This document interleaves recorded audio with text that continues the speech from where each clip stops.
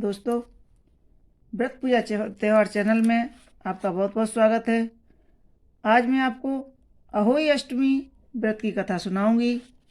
यह व्रत कार्तिक मास के कृष्ण पक्ष की अष्टमी को होता है, किया जाता है। इस व्रत को अहोई अष्टमी कहते हैं। कथा इस प्रकार है। एक साहूकार था जिसके 7 बेटे थे, 7 बहुएं थीं तथा एक बेटी थी। दिवाली से पहले पहले कार्तिक बदी 8 को सातों बहुएं अपनी इकलौती ननद के साथ जंगल में खदान से मिट्टी लेने गईं। जहाँ से वे मिट्टी खोद रही थीं वहीं स्याहू की माद थी। मिट्टी खोदते समय ननद के हाथ से स्याही का बच्चा मर गया। स्याही माता बोली कि मैं तेरी कोख बांधूंगी। तब ननद अपनी सातों भाभियों से बोली कि तुम मेरे बदले कोई अपनी कोख बंधा लो।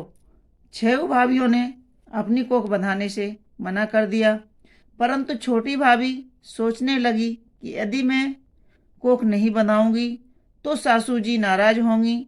ऐसा विचार कर ननद के बदले छोटी भाभी ने अपनी कोख बंधवा ली। इसके बाद जब भी उसके लड़का होता वह 7 दिन बाद मर जाता। एक दिन उसने पंडित जी को बुलवाकर पूछा कि क्या बात है, मेरी संतान 7वें दिन क्यों मर जाती है। तब पंडित जी ने कहा कि तुम सुरही गाय की पूजा किया करो। सुरही स्याहू गाय माता की भाईली है, यानी सहेली है। वह तेरी कोख छोड़ें तब तेरा बच्चा जिएगा। इसके बाद से वह बहू प्रातःकाल उठकर चुपचाप सुरही गाय के नीचे सफाई आदि कर जाती। गौ माता बोली कि आजकल कौन मेरी इतनी सेवा कर रहा है, आज देखूंगी। गौ माता खूब तड़के उठी तो क्या देखती हैं कि एक साहूकार की बेटे की बहू उसके नीचे सफाई आदि कर रही है। गौ माता उससे बोली कि किस चीज की इच्छा है जो तू मेरा इतना काम करती है, मांग, क्या चीज मांगती है। तब साहूकार की बहू बोली कि स्याहू माता तुम्हारी भाईली है, यानी तुम्हारी सहेली है, और उन्होंने मेरी कोख बांध रखी है, सो मेरी कोख छुड़वा दो। गौ माता ने कहा अच्छा। तब गौ माता 7 समुद्र पार अपनी सहेली के पास उसको लेकर चली। रास्ते में कड़ी धूप थी, सो दोनों एक पेड़ के नीचे बैठ गईं। थोड़ी देर में एक सांप आया और उसी पेड़ पर गरुड़ पंखनी पक्षी का बच्चा था, उसको डसने लगा। तब साहूकार की बहू ने सांप मारकर ढाल के नीचे दबा दिया और बच्चे को बचा लिया। थोड़ी देर में गरुड़ पंखनी आई तो वहाँ खून पड़ा हुआ था। देखकर साहूकार की बहू के चोंच मारने लगी। तब साहूकार की बहू ने बोली कि मैंने तेरे बच्चे को मारा नहीं, बल्कि सांप तेरे बच्चे को डसने आया था। मैंने तो बच्चे की रक्षा की है। यह सुनकर गरुड़ पंखनी बोली कि मांग, क्या मांगती है। वह बोली 7 समुद्र पर स्याऊ माता रहती हैं, मुझे तू उनके पास पहुंचा दे। तब गरुड़ पंखनी ने दोनों को अपनी पीठ पर बैठाकर स्याऊ माता के पास पहुंचा दिया। स्याऊ माता उन्हें देखकर बोली कि आ बहन, बहुत दिनों में आई। फिर कहने लगी, बहन मेरे सिर में बहुत जुएं पड़ गए हैं। तब सुरही के कहने पर साहूकार की बहू ने उसकी जुएं निकाल दी। इस पर स्याऊ माता प्रसन्न होकर बोली कि तूने सिर में बहुत सलाई गेरी है, इसलिए तेरे 7 बेटे और 7 बहुएं हों। वह बोली कि मेरे तो एक भी बेटा नहीं है, 7 बेटे कहाँ से होंगे। स्याऊ माता बोली क्यों, क्या बात है। तब वह बोली मुझे वचन दो तो मैं बताऊं। स्याऊ माता बोली वचन दिया, वचन से फिरू तो धोबी कुंड पर कंकुरी हो। तब साहूकार की बहू बोली मेरी कोख तुम्हारे पास बंधी पड़ी है। यह सुनकर स्याऊ माता बोली कि तूने मुझे ठग लिया, मैं तेरी कोख खोलती तो नहीं, परंतु अब खोलनी पड़ेगी। जा, तेरे घर तुझे 7 बेटे और 7 बहुएं मिलेंगी। तू जाकर उजवण करियो, 7 कढ़ाई करना। और वह लौट कर घर आई तो वहाँ देखा 7 बहुएं बैठी थीं।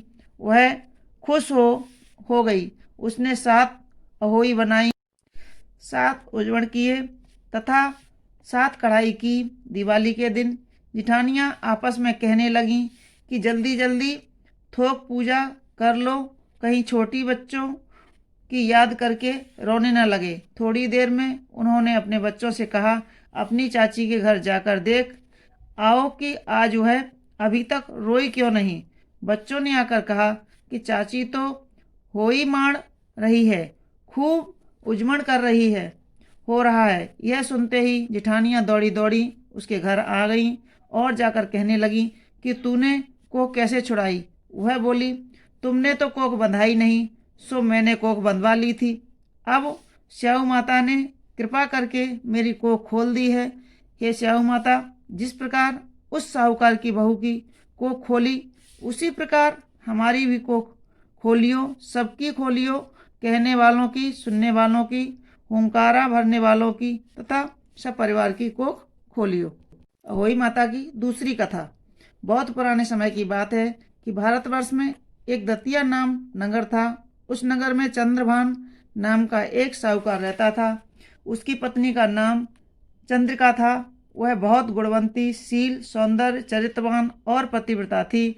उसके कई पुत्र और पुत्रियां हुई थीं, परंतु वे सब छोटी अवस्था में ही यमलोक को चले गए। संतान के इस प्रकार से मर जाने से वे दोनों बहुत दुखी रहते थे। वे पति पत्नी मन ही मन सोचा करते थे कि हमारे मरने के बाद इस वैभव का कौन अधिकारी होगा। एक दिन दोनों ने निश्चय किया कि सब धन आदि को त्याग कर जंगल में वास किया जाए। तब दोनों ने एक दूसरे के सब घर बार भगवान के ऊपर छोड़कर जंगल के लिए चल दिए। जब चलते चलते थक गए तो रुक रुक कर आगे बढ़ने लगे।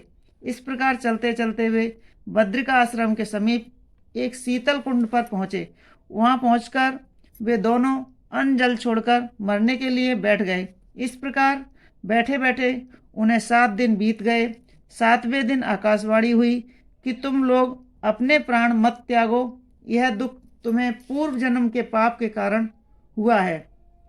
अतः अब तुम अपनी स्त्री से अहोई आठे के दिन, जो कार्तिक बदी अष्टमी को आती है, व्रत रखवाना। इस व्रत के प्रभाव से अहोई नाम की देवी प्रसन्न होंगी और वह आपके पास आवेंगी। तब तुम उससे अपने अपने पुत्रों की दीर्घ आयु मांगना। व्रत के दिन रात्रि को तू राधा कुंड में स्नान करना। इसके बाद चंद्रभान की पत्नी चंद्रिका ने बड़ी ही श्रद्धा से विधि विधान के अनुसार व्रत धारण किया और रात्रि को वे दिन दोनों पति पत्नी राधा कुंड में स्नान करने गए। तब साहूकार स्नान करके वापस आया तो उसे अहोई नाम की देवी ने दर्शन दिए और साहूकार से वर मांगने को कहा। तब साहूकार ने वर मांगा कि मेरे बच्चे कम आयु में ही देवलोक को चले जाते हैं, अतः उनको दीर्घायु होने का वरदान दो। अहोई देवी ने कहा, ऐसा ही होगा। यह कहकर वह अहोई देवी अंतर्ध्यान हो गईं। कुछ दिन बाद साहूकार के पुत्र हुआ तो जो विद्वान, बलशाली, प्रतापी और आयुष्मान हुआ। बोलो अहोई मैया की जय। यह थी अहोई माता की कथा। अगर आपको हमारा वीडियो अच्छा लगे तो हमारे वीडियो को लाइक करें, शेयर करें और सब्सक्राइब अवश्य करें। धन्यवाद।